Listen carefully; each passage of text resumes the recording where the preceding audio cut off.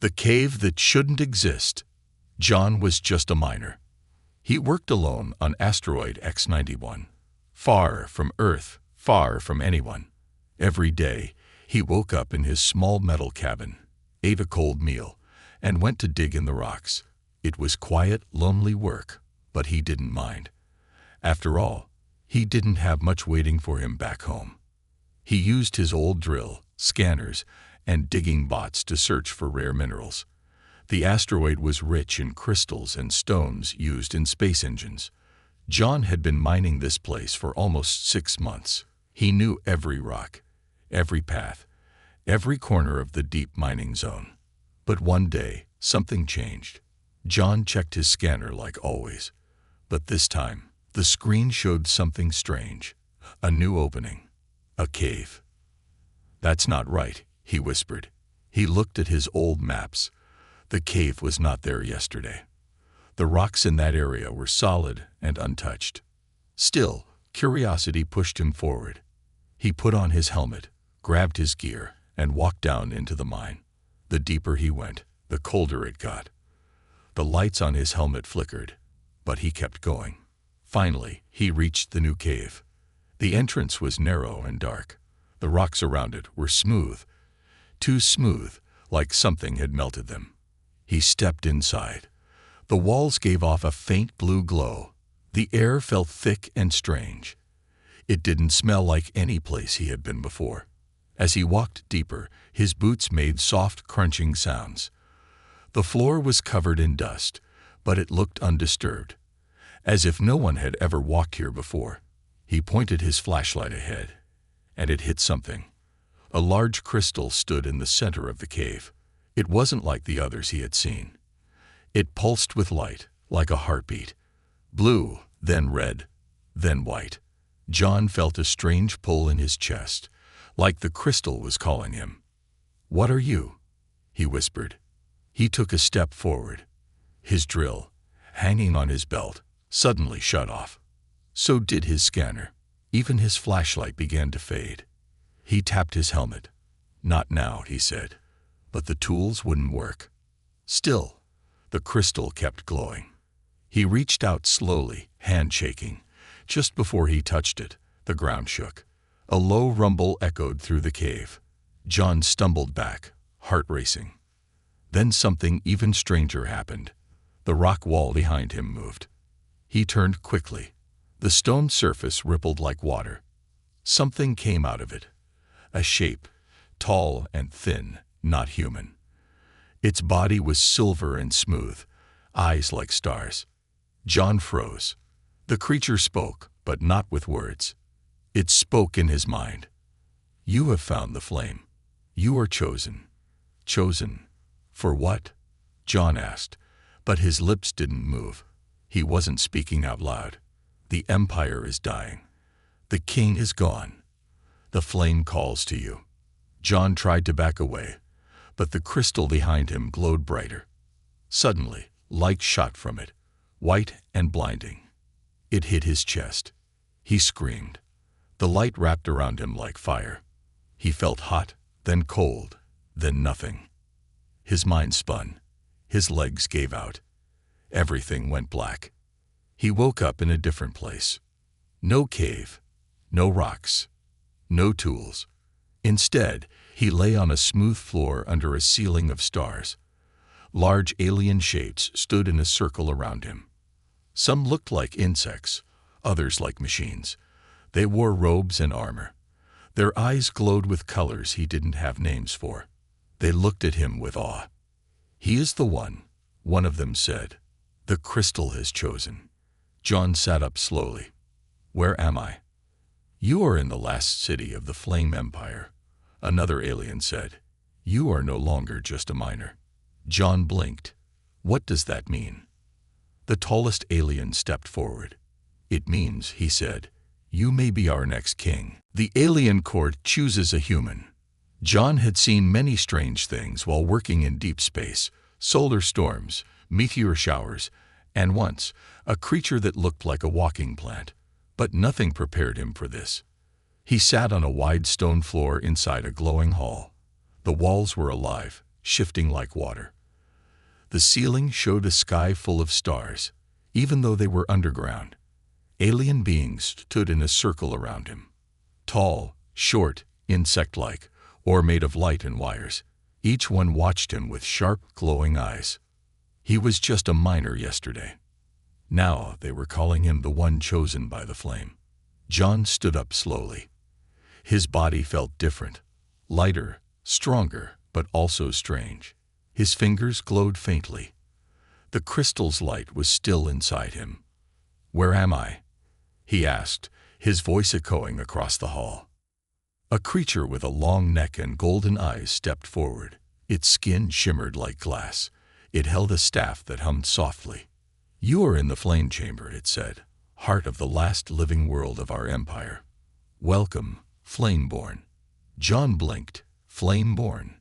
No, you've got the wrong person. I'm not a hero. I'm not a king. I dig holes in rocks. I fix machines. That's it. A low rumble passed through the room, like distant thunder, but it wasn't from outside. It came from the aliens. They were laughing. A small alien with 6 arms crawled onto a floating platform and hovered near John.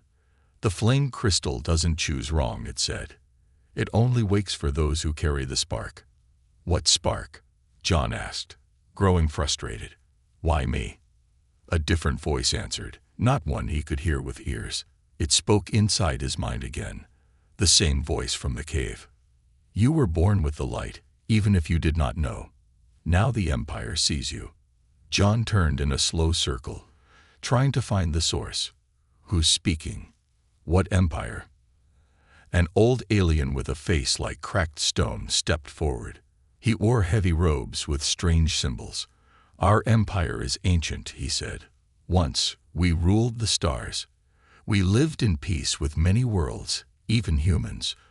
But that time ended in fire. Our king died. And without him, the flame weakens." John listened, eyes wide. "And now you want me to be king? You are the first to survive the crystal's fire in 1,000 years. The old alien said, "Yes, we believe you may be the one." John stepped back. "No way. I don't know your rules, your language, your people." The alien with the staff spoke again. "Then learn. We will not give you the crown for free. You must prove yourself." Suddenly, the center of the room opened. A glowing platform rose from below. On it lay 3 golden cubes, each shining with strange light. "These are the trials," said the old alien. 3 tasks. Pass them, and you may lead. Fail them, and you return to dust." John looked at the cubes. "What happens if I walk away?" A silence fell over the hall. Then the old alien said, "Then Earth will not be protected. Others will come, not all peaceful. Your world will burn." John's heart skipped a beat. "What do you mean? Earth is in danger." The alien nodded. "The death of the Flame King unbalanced the galaxy. Enemies grow bold. Your people don't even know the war is coming." John felt his hands shaking. He wasn't ready for this. He had no training, no plan. But he also couldn't let Earth fall into danger. "All right," he said finally. "I'll do it. I'll try your trials." The aliens murmured among themselves. Some looked pleased. Others seemed angry. John noticed one alien in the back, wearing dark armor and a long red cape. Its face was hidden behind a silver mask. It didn't move. It only stared at him. Something about that figure made John uneasy. The 6-armed alien floated closer. "Your first trial begins at sunrise. You must enter the wild moon and survive 1 cycle. The beasts there were once our protectors. Now they are mad, forgotten, deadly." John looked at the strange sky above. The stars were already shifting. "How long until sunrise?" A soft voice spoke behind him. "You don't have to go alone." John turned and saw her. She was tall, graceful, with skin like pale light and dark eyes that shimmered. She wore a simple cloak, but something in her face was familiar, almost human. "Who are you?" he asked. "My name is Zira," she said. "I am part of the royal bloodline. But that doesn't matter now. What matters is this: if you fail, many will die. Why are you helping me?" Zira paused. Then she leaned closer and whispered, "Because if they learn the truth about you, they'll destroy you before you ever sit on that throne." John's eyes narrowed. What truth? But Zira was already walking away. Hours later, as the alien sun began to rise, John stood on a cliff overlooking the wild moon. Wind blew across his face. In the distance, he could hear howling. Something big moved in the shadows. Behind him, alien guards sealed the gate. Ahead of him, nothing but danger waited. John took a deep breath. "All right," he muttered to himself. "Let's see what kind of king a miner can be." The first trial begins. The wind howled across the wild moon as John stood at the edge of the alien jungle. Sharp trees with silver leaves twisted in the wind. Strange birds with glowing wings circled overhead, watching him. The ground beneath his boots was soft but alive. It pulsed like a heartbeat. Behind him, the gate shut with a loud metallic clang. He was alone now. The trial had begun. "Survive one full cycle," the alien had said. John wasn't sure how long a cycle was on this moon, but the sky was already changing. Two suns were rising on opposite sides of the horizon. Purple light washed over the land. John took a deep breath. "You've done worse," he told himself. "Asteroid cave-ins, fire floods, oxygen leaks. You survived all of it. This can't be harder." But as he took his first steps into the jungle, something screamed in the distance, a long, deep, inhuman sound. John picked up the pace. The jungle was dense. Vines wrapped around tree trunks like snakes. Strange flowers opened as he passed, following his movement. One flower even tried to snap shut on his arm. He stepped back quickly and kept walking. He had no weapon, no food, only a small alien bracelet the council had given him. "This will protect you," they said. So far, it had done nothing. As he climbed over a root taller than his chest, he saw a shadow move in the trees. Something was following him. He moved faster. His heart pounded. Every step made him sweat. The heat here was thick, and the air smelled sweet, but too sweet, like rotten fruit mixed with metal. Then he heard it again. A growl. He turned and saw it. A beast the size of a car stepped out from the trees. Its skin looked like rock, but its eyes burned red. 4 legs, 3 tails, and a mouth filled with teeth like glass shards. John froze. The beast lowered its head, ready to charge. "No way I'm surviving this," John whispered. But the bracelet on his wrist lit up. A soft blue glow spread from it. The beast stopped. It sniffed the air. Then it roared, and charged anyway. John ran. He jumped over roots, dodged branches, and ducked under vines. The beast crashed behind him, breaking trees like twigs. John tripped and fell, rolling down a hill. He landed hard on rocks, but kept moving. He saw a cave ahead. He dived in. The beast slammed into the cave mouth but didn't enter. It sniffed, snarled, and finally turned away. John lay there, chest heaving. His side hurt. His arm was bleeding. But he was alive.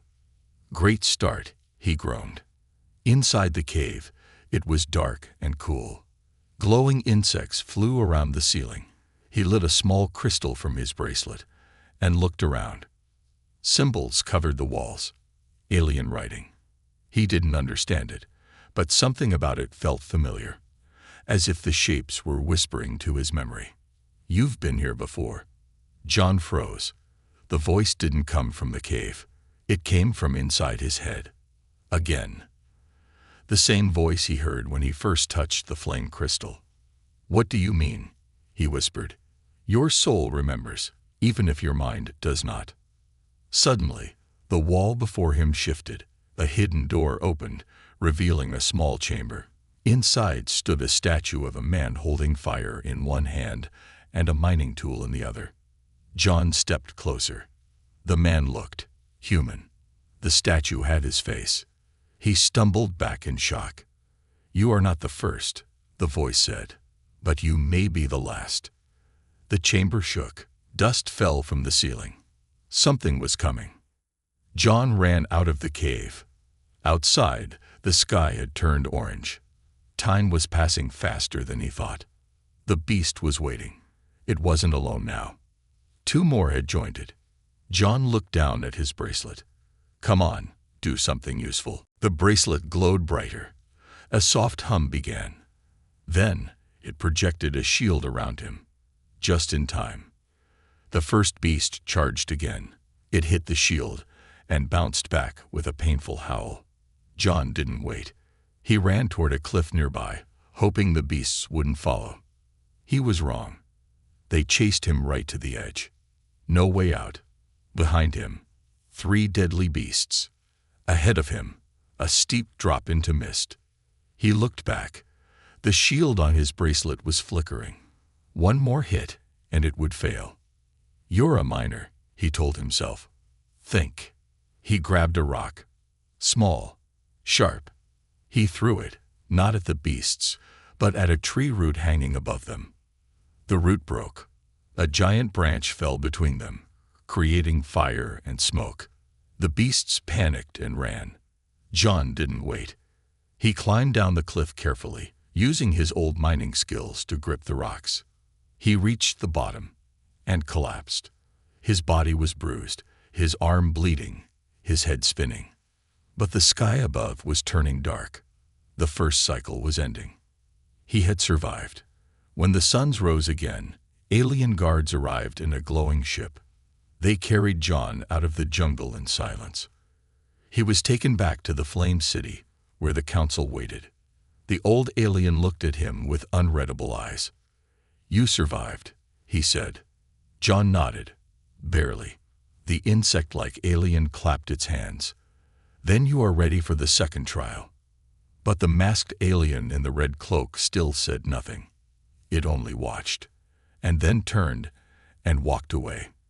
As John was led to rest, Zira appeared again. She helped clean his wounds, sitting quietly beside him. After a moment, she said, "You did better than most." John smiled weakly. "So that's good, right?" Zira didn't answer. She looked at the stars above. Then she whispered, "The next trial isn't about strength. It's about the truth." John frowned. "What truth?" She turned to him. "The truth about who you really are. The princess's secret." John sat on a quiet balcony high above the Flame City. The view was unreal. Towers shaped like trees reached for the stars, and glowing rivers flowed through the streets below. Alien birds with crystal wings flew past in silence. Everything looked peaceful. But inside John's heart, a storm was growing. His arm still hurt from the trial. The cut was deep, and though the healers had patched him up, the pain reminded him he wasn't safe yet. Not from the wild beasts, not from the Empire, and maybe not even from himself. He kept thinking about the statue he saw in the jungle cave. It had his face. It held a miner's tool and fire. How was that possible? Was it a dream? Or was there something more? Then he heard soft footsteps behind him. He didn't turn. He already knew who it was. Zira. She walked quietly, as if she had been trained to disappear. She wore a long silver cloak, her dark eyes calm and deep like a moonless night. She sat down beside him, close but not too close. "You should be resting," she said. "Can't sleep," John replied. "Too many questions in my head." She looked at him for a long moment. "You saw something in the jungle. How do you know?" "You look different now," she said, "like someone who touched the truth." John sighed. There was a statue. It looked like me. Exactly like me. Zira said nothing at first. Then she stood and pulled something from under her cloak, a small round stone with markings on it. "Come with me," she said. "There's something I need to show you." They walked through hidden tunnels below the city, far from the glowing lights above. Old stone paths twisted beneath the ground, filled with dust and silence. Only Zira seemed to know the way. "What is this place?" John asked. "Forbidden," she replied. "These halls are closed to the council. Only royal blood can enter. And they let you walk around here." She smiled sadly. "They don't know I come here." Finally, they stopped before a large iron door. She placed the round stone into a slot, and the door opened with a slow hiss. Inside was a small chamber filled with books, scrolls, and glowing glass panels. "Old history. This is the memory room," she whispered. "It holds what the Empire wants to forget." John stepped inside and stared. Pictures of humans were drawn on the walls. Humans standing with aliens. Humans fighting side by side in wars. Humans wearing crowns. "What is this?" he asked, confused. This is us. From Earth." Zira nodded. "Long ago, humans were part of the Flame Empire. Not slaves, not enemies, partners. The first king of the Flame. He was not born here. He came from Earth." John turned to her slowly. "Are you saying humans ruled this empire?" "Yes," she said, "but the empire was afraid of your kind. Too free, too wild. So after the old king died, the council erased your story. They rewrote the history and locked it away." John's mind spun. "Why are you showing me this?" Zira took a deep breath. "Because you need to understand why they really chose you." John's eyes narrowed. "The prophecy?" "Yes. And no." She walked to the far wall and touched a panel. It lit up and showed a symbol, a flame inside a circle. It matched the glow on his bracelet. "You carry the old blood," Zira said. "That's why the flame crystal woke for you, not just because you're brave, but because you are his descendant." John felt like the floor had dropped beneath him. "You mean I'm related to the first Flame King?" "Not just related," she said gently. "You may be the last of his line." He staggered back, gripping the wall for balance. "This is insane. I'm just a miner. I fix drills. I don't belong on a throne." "You belong wherever the truth leads you," she said. John looked at her. "And what about you? Why do you care?" Zira hesitated. Then she lifted her sleeve. John stared. A thin scar ran down her arm, glowing slightly under the skin. Her skin was not like the others. It was softer, warmer, human. "You're one of us," he whispered. She nodded slowly. "My mother was human. She came here in secret. The Empire tried to hide it. If they knew the truth, they'd strip me of my title. Or worse." John stepped back, shocked. "So you've been hiding too?" "Always," she said. "And now you see why I helped you. You're not alone, John. Not anymore." He looked into her eyes. For the first time since he arrived, he felt something real. Not fire, not power, but understanding. Connection. They returned to the surface before sunrise. The second trial was waiting. But John wasn't afraid anymore, not in the same way. Now he knew why the masked alien kept staring, why the council was divided, why the crystal called to him. He was part of something bigger, something ancient. He was not just a man chosen by chance. He was blood of the flame. That night, alone in his chamber, John dreamed again. In the dream, he stood on a burning field. Ships crashed in the sky above. Alien armies ran in every direction. And at the center, a king in black armor fought with a staff made of fire. The king turned, and John saw his own face. "Wake up," a voice whispered in the dream. "They will test your heart next." He opened his eyes, drenched in sweat. The second trial was coming, and it would not test his strength, but his soul. The betrayal. John woke before the sun rose. The sky above Flame City was still dark, but the stars had begun to fade. The soft hum of the city filled the air. Floating platforms moved slowly between towers. Lights blinked on in windows shaped like leaves. Everything seemed peaceful. But inside, John felt cold. Today was the second trial, and no one would tell him what it was. He dressed quickly and stepped outside his chamber. 2 guards stood waiting in silence, their armor reflecting the dim light. They didn't speak. They just turned and led him toward the central hall. As they walked, John saw Zira waiting by a garden wall. She looked tired, worried. When their eyes met, she gave a small nod, but said nothing. John knew something was wrong. The council waited in a great stone circle. Above them, the stars slowly disappeared as twin suns rose in the distance. In the center of the circle stood a wide platform with strange marks drawn in fire. The masked alien was already there, silent as always.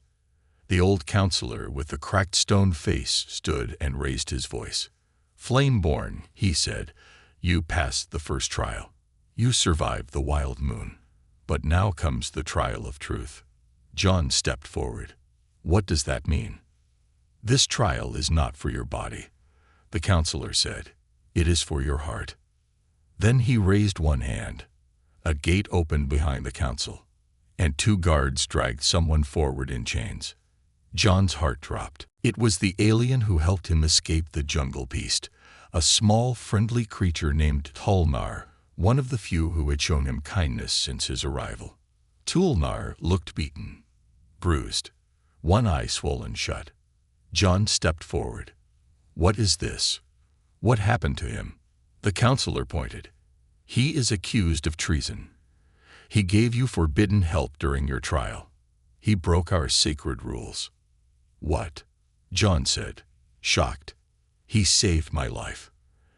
"Exactly," said another council member coldly. "Your life was meant to be tested, not protected." John looked at Tulnar. The small creature raised his head slowly. "They told me to let you die," he whispered. "But I couldn't. You are the flame. You are hope." John turned to the council. "What do you want from me?" The old alien's eyes turned dark. "Choose." "Choose what?" "Choose his fate," he said. "If you are to be king, your word must carry judgment. Decide. He lives, or he dies." John stepped back, stunned. "You want me to kill him for helping me?" "This is the trial," the old voice said coldly. "Will you protect law or protect life?" A long silence followed. The crowd waited. The masked alien watched. Zira stood hidden behind a column, eyes wide with fear. John's heart raced. He looked at Tulnar, then at the council, then back at the glowing marks on the ground. And he spoke. "I won't choose death," he said firmly. "If this is your test, then I fail it. I choose mercy." The counselors began to whisper. "Then you are not fit to rule," one shouted. But the old alien raised his hand. "No, he is. The first king chose mercy too." Another ripple of whispers moved through the hall. But then, everything changed. The masked alien stepped forward, and for the first time, it spoke. "The trial is over," the voice said, deep and sharp, "and it was never meant to be fair." John turned. "What do you mean?" The masked figure pulled off its helmet, and John gasped. It was a human face, scared, older, tired, but human. "You?" John whispered. "You're from Earth." "Not anymore," the man said. "Earth left me behind. The Empire gave me power. But you threatened that power." John was frozen. "Who are you?" "My name was Elias," he said. "Once, before I became the shadow of the throne." Then he raised one hand, and Tulnar collapsed. The guards let go, but the small creature didn't move. John ran forward. "What did you do?" "Poison," Elias said simply. Slow, silent, just in case mercy won today. John turned, shouting for help, but the council didn't move. They watched, silent, except Zira. She ran to his side, her eyes full of tears. "They let it happen," she said. "They wanted you to choose mercy and suffer for it." John held Tolnar's small hand. "He trusted me." Zira nodded.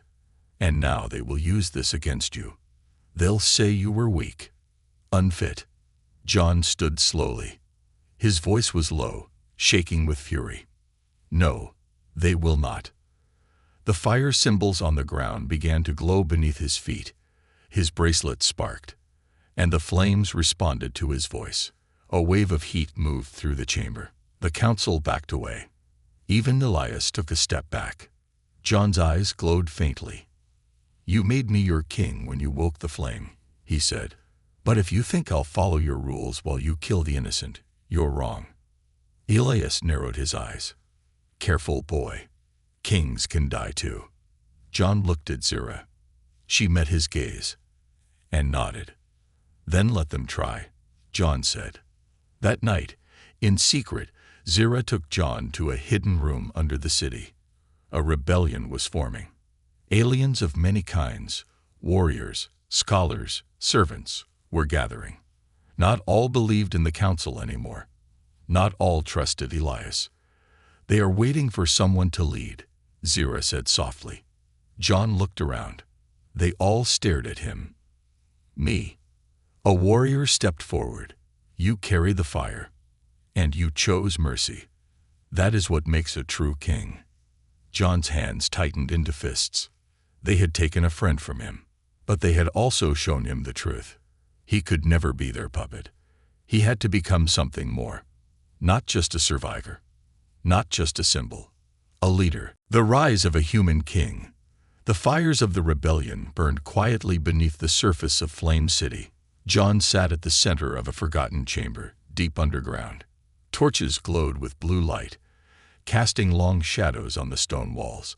Around him stood beings from across the empire, aliens of every shape and kind, that wore old armor, faded robes, and broken symbols of honor. But their eyes were full of hope. He wasn't sure how it had come to this.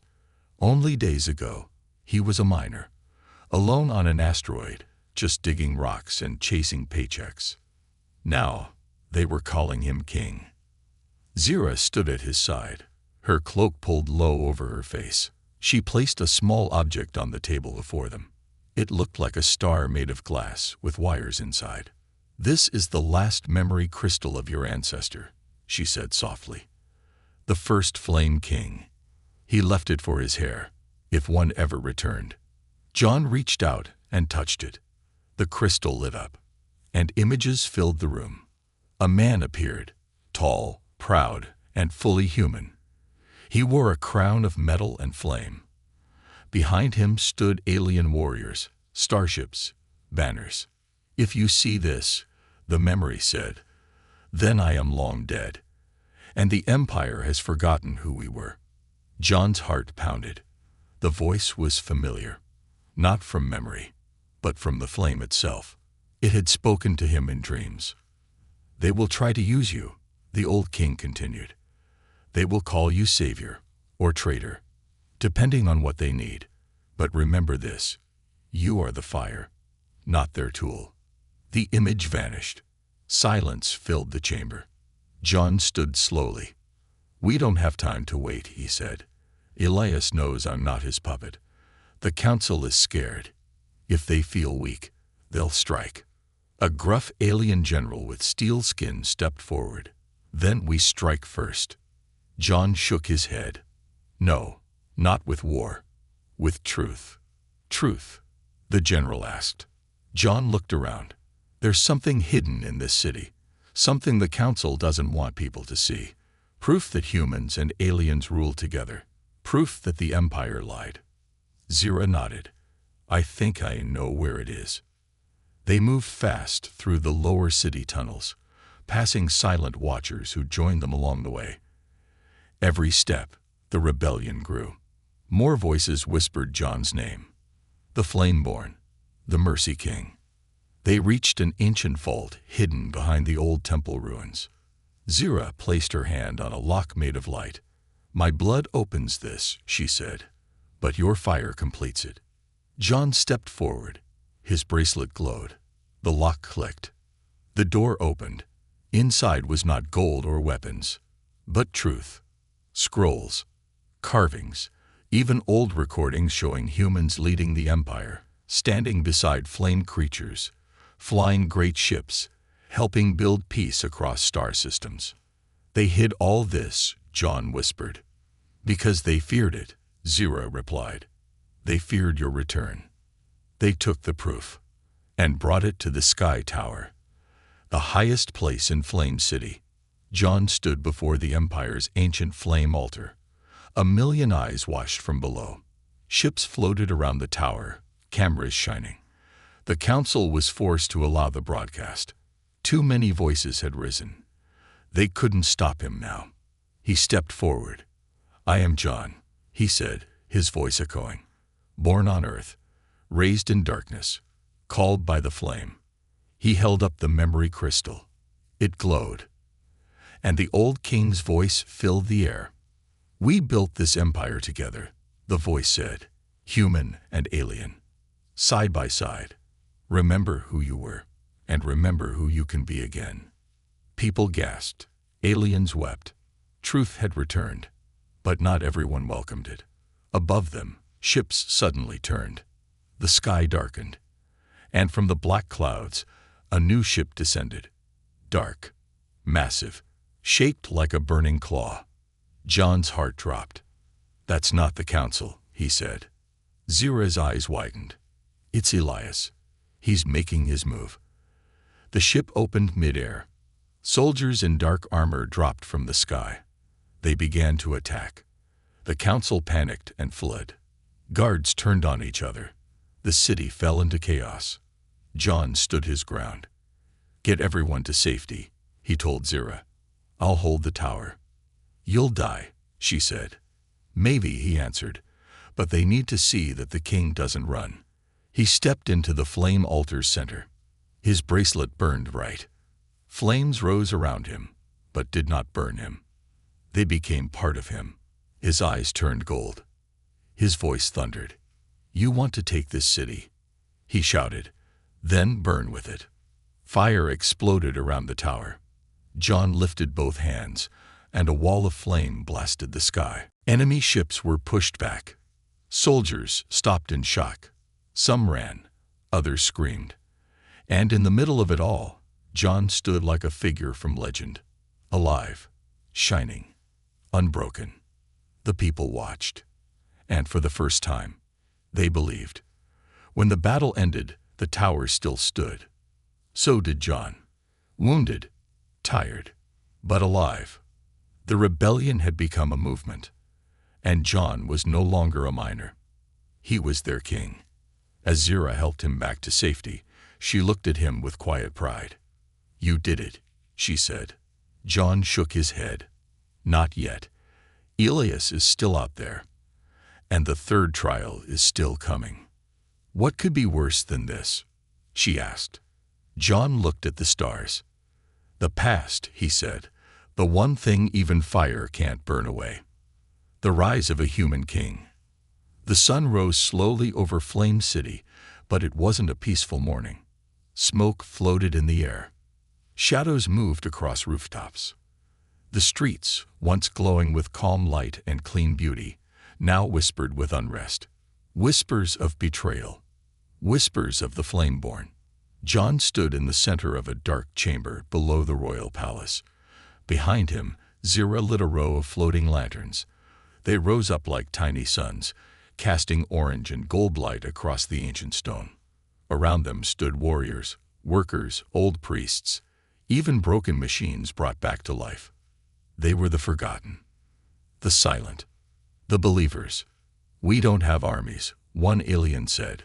We have no warships, no weapons. John looked at them. But we have something stronger, he said. We have the truth. He reached into his cloak and pulled out the memory crystal. Our enemies wear crowns made of lies. They sit on high towers, guarded by fear. But we stand on history, on blood, on flame. The group listened in silence. If you follow me, John said, We don't rise for power. We rise for purpose. A soft murmur spread through the chamber. One by one, they knelt. Not in fear, but in trust. For the first time, John felt it, not just the fire in his body, but the weight in his soul. He wasn't just chosen. He was becoming. That night, Zira took him to the Hall of Echoes, a hidden place under the oldest part of the city. The walls were covered in glowing carvings, stories of the past. Humans and aliens building worlds together, flying through stars, healing planets, creating peace. At the end of the hall, a large mirror stood, but it wasn't made of glass. It was made of energy. Zira touched it, and it shimmered. "Step through," she said. John hesitated. "What is it?" he asked. "The flame mirror," she answered. "Only the flame-born can survive it. Inside, you'll face your true self." John took a deep breath and stepped forward. He was no longer in a hall. He was standing on a burning battlefield. Bodies lay everywhere. Alien, human, machine. The sky cracked with lightning. And across the fire stood himself. But this version wore black armor, cold eyes, a crown shaped like a flame. "So you finally came," the armored John said. "What is this?" Real John asked. "This is what you could become," the mirror self answered. "If you lose your way, if you let pain rule your choices." "I don't want war," John said. "But you will have it," the dark version said. "They killed your friend. They lied to your people, and they will never stop." "Then I'll fight without becoming a monster," John said firmly. "Can you?" the mirror asked. John didn't answer with words. He stepped forward and placed his hand on the flame-shaped crown. "I won't lead by fear," he said. "I'll lead by hope." Light exploded from the crown. The battlefield vanished. He opened his eyes, lying on the floor of the Hall of Echoes. Zira stood over him. "You passed," she whispered. John stood. His bracelet was glowing white-hot. Not just fire. Light. A message arrived from the council. The third trial had been postponed. But they weren't hiding the truth anymore. Elias had declared himself emperor and sealed the palace gates. John looked at Zira. "It's time," he said. "For what?" she asked. "For the people to see who truly holds the flame." On the day of the march, thousands gathered. They filled the streets, rooftops, and balconies. John walked at the front, not in armor, not on a throne, but in simple clothes, carrying only the flame crystal in one hand and Tulnar's broken chain in the other. Behind him walked Zira. Then the workers. Then the scholars. Then the warriors. And finally, the silent machines. The council watched from their towers. Elias stood at the top, his hands behind his back. He expected fear, but he saw fire. Not in weapons, but in the hearts of those below. John stepped onto the great bridge that led to the palace. "You are trespassing," a voice boomed from speakers. "I am returning," John answered. "You are not the king." John raised the crystal. The sky dimmed, and flames shot upward from the bridge's sides. But they didn't burn. They danced. The bracelet on his arm opened and spread across his chest, forming armor of flame and gold. "I don't need a crown," John said. "The flame chose me. And now, your lies burn." The palace gates opened slowly. John walked through them, alone. Inside, the final battle waited. But not with swords, with words, with proof, with flame, and a decision that would change the empire forever. The last flame of the empire. John stepped through the palace gates alone. Behind him, the crowd waited. The rebels, the workers, the broken ones who believed in a better tomorrow. They stood in silence, watching the man who had walked through fire, lies, and betrayal without falling. His armor shimmered like gold fire. His eyes carried the weight of many lives. And in his hand was the crystal, the last memory of the first Flame King. Inside the throne hall, torches burned blue. The pillars were carved from starstone. The walls glowed with stories of the old empire, half of them lies. The throne itself stood at the far end, built from the bones of a fallen star. It looked cold, lifeless. On that throne sat Elias. He wore a crown made of black metal. His face was half hidden by shadow. Behind him stood armored guards, silent and still. "You came," Elias said, his voice calm. Too calm. "You knew I would," John replied. "So dramatic," Elias said, rising to his feet, walking alone like some hero from the old tales. "Do you really think this ends with peace?" John looked around. "I think it ends with truth." He placed the memory crystal on the floor. It glowed. The voice of the first king filled the hall once again. "We built this empire together, not with chains, not with crowns, but with flame shared between worlds." Elias scoffed. More fairy tales. But John didn't argue. Instead, he raised his voice, not to Elias, but to the guards. "You were told I'm your enemy," John said. "But who really tried to burn your world? Who poisoned the council? Who let truth rot behind walls?" The guards didn't move. Not yet. John took a slow step forward. "I don't ask you to kneel," he said. "I ask you to remember." The hall grew quiet. The flames on the walls flickered. And then one guard lowered his weapon. Then another, and another. Elias stepped down from the throne. "You think that makes you king," he shouted. "You think kindness is strength." John stared at him. "No, but I know this. Fear doesn't last forever, and lies always burn." Elias snarled in charge. His black crown burned red. But John didn't raise a weapon. Instead, the flames around the hall rose, swirling around both men. The flame didn't choose sides. It simply revealed what was inside. And it rejected Elias. His crown cracked. His power shattered. He fell to his knees, gasping. And the flames died down. John stood still. "I don't want your throne," he said. "I want the empire to heal." In the days that followed, change moved through Flame City like a soft wind. The old council resigned. The hidden truths were brought to light. New leaders were chosen, not by blood or title, but by voice, by vote, by the people. John didn't take the throne. He gave it back to the empire. Instead, he built a new council, one with Zira by his side, one where humans, aliens, and machine-born all had a voice. They called it the Circle of Flame. Weeks later, Zira stood with John on a balcony overlooking the city. The towers glowed with life. Children laughed in the streets. Music returned. "You could have been king," she said softly. John smiled. "I never wanted to rule. I just wanted to be heard." She looked at him. "You were more than heard. You changed everything." He looked down at the bracelet on his arm. The flame had faded, but in its place was something stronger. Peace. "What will you do now?" Zira asked. John thought for a long moment. Then he said, "I think I'll go back to mining." Zira laughed. "You can't be serious." "Why not?" He smiled. "But maybe this time I'll dig for something different." Far above them, in the stars, new colonies began to rise. A new alliance formed between Earth and the flame worlds. No longer forgotten, no longer divided.